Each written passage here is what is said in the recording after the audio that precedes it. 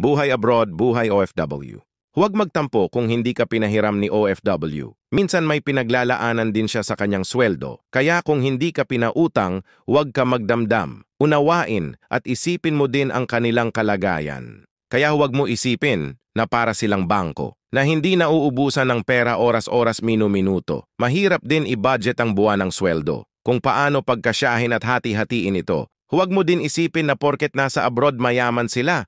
Mayaman sila sa pagod, puyat at pangungulila. Kaya kung ikaw mga musta, malaking bagay na sa kanila. Naalala mo man lang sa kabila ng kanilang pag-iisa, ang mga OFW nababalot din ng lungkot at pagod. Kaya ikaw na kamag-anak, huwag din makalimot. Maraming pinagdaanan mga pighatit pagsubok. Pamilya'y iahon sa hirap, kaya kailangan kumayod. Kapag magbakasyon si OFW, huwag mong isipin na yumabang na. Umuwit nagbakasyon yan upang pagod ay ipahinga. Kailangan ang atensyon sa naiwang pamilya upang makabawi sa ilang taon na nasa ibang bansa. Buhay abroad, buhay OFW. Follow for more.